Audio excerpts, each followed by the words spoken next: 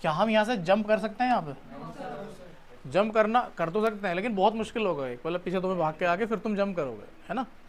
थोड़ा सा मुश्किल काम होगा, तो इतना मुश्किल काम करना नहीं है हमें।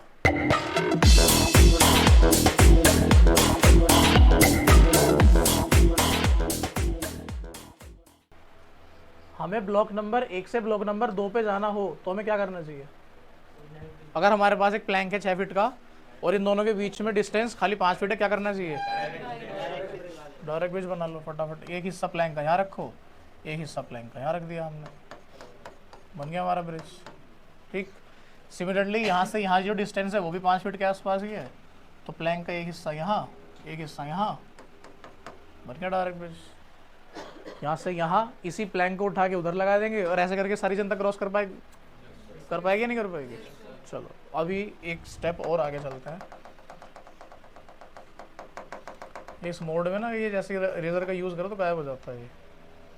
ठीक है, चलो अगर ये हमारा ब्लॉक नंबर ए है, ये वाला, और ये है यहाँ पे ब्लॉक नंबर बी।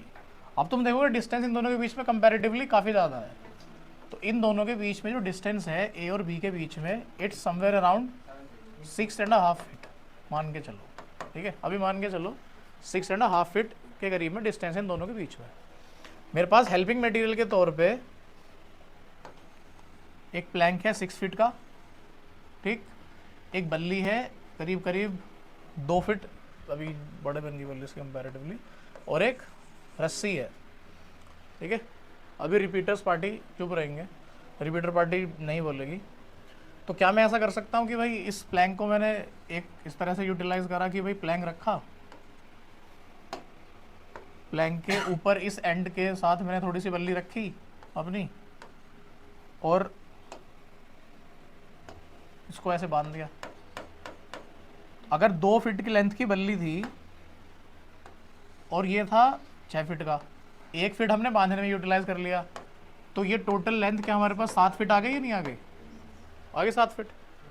क्या इस अरेंजमेंट को हम यहाँ पे अगर इस्तेमाल करना चाहें कि भाई ऐसे इस तरह से हमने प्लैंक को यहाँ पे रखा है, किस तरह से, साथ में बल्ली को बांध के ऐसे, ठीक, और बल्ली हमने बढ़िया तरह से बांध दी यहाँ पे, कर सकते हैं? ब्रिज बन जाएगा अपना बढ़िया, अगर सब टाइट करके बांधेंगे हो जाएगा काम। और रिपीटर पार्टी होगा, हो जाएगा। अबे तो रिपीटर है,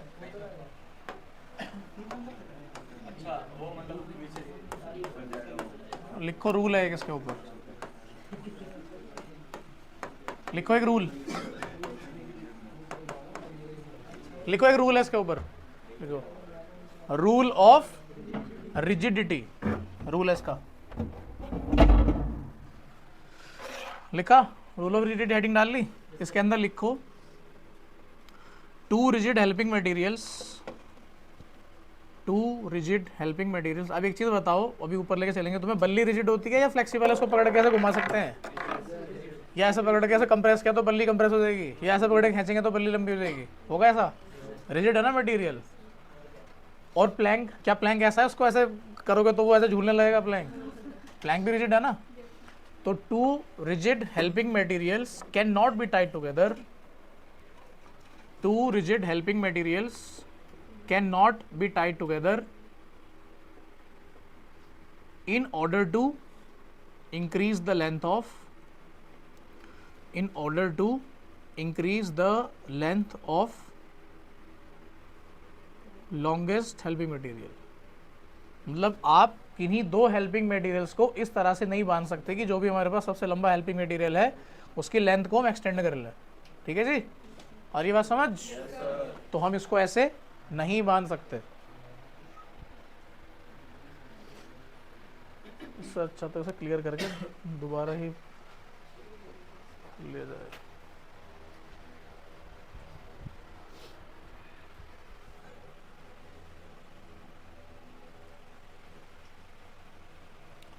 चलो अगला रूल लिखो, rule of infinity, rule of infinity.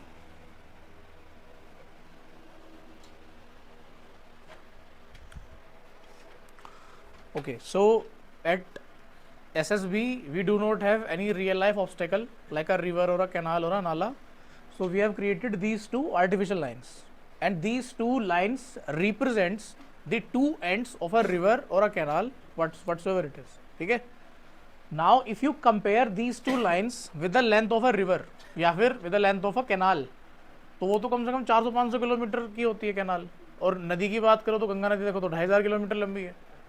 तो अगर आप उसके साथ इसकी लेंथ को कंपेयर करो तो ये तो नेग्लिजिबल अमाउंट का एक लेंथ है. ये हार्डली 4 मीटर है, और वहाँ 400 किलोमीटर अगर हम एक नहर से कंपेयर कर रहे हैं तो अगर कंपैरिजन कर रहे हो तो वो जो है इसका 1 लाख गुना ज़्यादा है. तो आपको ये मानना होता है कि स्टार्ट लाइन और फिनिश लाइन दोनों ही अपने दोनों एंड्स पे इनफाइनाइटली स्ट्रेच्ड है, इधर भी और ये ऊपर वाली जो है ये भी इधर की साइड में, दोनों तरफ इनफाइनाइटली स्ट्रेच्ड है. और अगर आपको ये टास्क पूरा करना है तो आपको इन ऑब्स्टेकल्स के थ्रू ही पार करना पड़ेगा. आप ऐसे ग्राउंड से साइड में चल के नहीं पार कर सकते, क्योंकि ये लाइन इनफाइनाइटली दोनों एंड्स पे स्ट्रेच्ड है. ठीक है, आ रही बात समझ? ये जो दोनों लाइन है ये किसको रिप्रेजेंट कर रही है? किसी एक रिवर या कैनाल को, जो कि रियल लाइफ ऑब्स्टेकल है, जो कि यहाँ नहीं है, इमेजिनरी है. ये दोनों जो नदियाँ या सॉरी क्या बोल रहा हूँ, ये दोनों लाइन है, ये उन एंड्स को रिप्रेजेंट कर रही है. विच मीन्स कि आप अगर ऐसे अगर नदी के साइड में जाओगे तो नहीं, तो जब तक समुद्र से नहीं मिल जाएगी तब तक खत्म नहीं होगी ना. तो दोनों साइड में इनफाइनाइटली स्ट्रेच्ड है ये लाइन. ठीक है, तो यहां से एक कंक्लूजन निकलता है कि अगर ये दोनों लाइनें किसी नदी या नहर के दो एंड्स को रिप्रेजेंट कर रही है तो जो बीच का ग्राउंड है it is also inaccessible for you. ठीक है, बीच का ग्राउंड जो भी है ये आपके लिए इनएक्सेसिबल है. Ground is out of bound for both humans and helping material. आपका कोई भी सामान ग्राउंड में टच नहीं करना चाहिए, या किसी भी सामान को आप ऐसे ग्राउंड में रख के आगे नहीं जा सकते. ठीक है, अरे बात समझ सभी को? तो ground is out of bound. अब एक चीज़ है, अगर सपोज आप यहाँ से ब्लॉक नंबर 1 से ब्लॉक नंबर 2 पे जा रहे थे और गलती से कोई सामान नीचे गिर जाए या आपका पैर ही ग्राउंड पे टच हो जाए तो क्या करोगे? क्या करोगे? You have to come back उस पॉइंट पे जहाँ से रूल ब्रेक हुआ है और वहाँ से फिर से क्रॉस करना है. ठीक है, अगर जाते हुए कोई ब्रिज बना हुआ था और यहाँ हो गया तो आपको वापस से यहाँ चल के आना है, फिर से क्रॉस करना है. ठीक है, और ये बात समझ?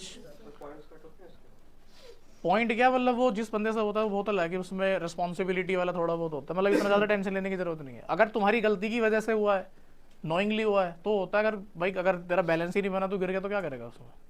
तो उसमें कोई पॉइंट कट होते नहीं है सच. अबे कुछ नहीं, इतना नहीं सोचना होता चीज़ों के बारे में. तुम बहुत ज़्यादा आगे की सोच लेते हो. असली दिक्कत ये नहीं होती कि तुम कर क्या रहे हो, असली दिक्कत तब होती है जब तुम उस सोचने की वजह से अपने अगले आने वाले काम खराब कर लेते हो. और ये बात जो मैं समझाना चाह रहा हूँ, जिस मोमेंट में अगर कोई हो गया तो ठीक है भाई, हो गया चलो, अब उसमें क्या कर सकते हैं. उस मोमेंट पे अटके रहने से अगले काम और खराब हो जाएंगे तुम्हारे. तो अगर भाई तुम जा रहे थे, बैलेंस नहीं बना, गलती से गिर गई, कोई बात नहीं, वापस आके दोबारा चले जाएंगे. हो गया तो हो गया, इतना मत सोचना फिर. ठीक है, अब इसके बाद आखिरी रूल है ग्रुप रूल. लिख लो, हेडिंग डाल लो, ग्रुप. अच्छा हाँ, रूल ऑफ इन्फिनिटी में लिख लो. रूल ऑफ इन्फिनिटी के अंदर लिखो both start line and finish line, both start line and finish line are stretched infinitely, both start line and finish line are stretched infinitely towards both ends, towards both ends. Also ground is out of bound for all. Ground is out of bound for all. ठीक है, done. अब लिख लो group rule, मतलब heading डाल लो group rule. Group rule समझो एक बार. जैसा हमने बताया कि हमें जो मान के चलनी है स्ट्रेंथ ग्रुप की, वो मान के चलनी है कितनी, 8। अब 8 में सपोज 8 लोग यहाँ खड़े हैं, प्लस जो आपका हेल्पिंग मटेरियल है दैट इज प्लैंक, वो यहाँ पे है, पल्ली यहाँ पे है, और रस्सी है, और एक लोड होता है। कभी कभी जेरी कैन होगा, कभी प्लास्टिक का ड्रम होगा, ठीक है, कभी लकड़ी की क्रेट भी होगी एमिनेशन वाली, तो डिपेंड करेगा कौन से बोर्ड में कहाँ जा रहे हो आप। आजकल वैसे मोस्टली प्लास्टिक ड्रम ही करने लगे, या फिर जेरी कैन होती है प्लास्टिक वाली, उसको लेके जाना होता है, उसके अंदर थोड़ा सा पानी भरा होता है या मिट्टी भर देते हैं कभी कभी। तो अब ग्रुप रूल बोलता है कि जितने लोग और जितना मटेरियल स्टार्ट लाइन से पहले है, ठीक है, उतने ही लोग, ठीक है, प्लस उतना ही मटेरियल, प्लैंक, बल्ली, रस्सी और लोड, फिनिश लाइन के पार जाना जरूरी है। और आपका टास्क पूरा ही तभी माना जाएगा जब ये सारी चीजें वहां क्रॉस कर जाएंगी, ठीक है। तो इसमें लिख लो स्टेटमेंट ग्रुप रूल के अंदर, each and every member of the group, each and every member of the group including the helping materials,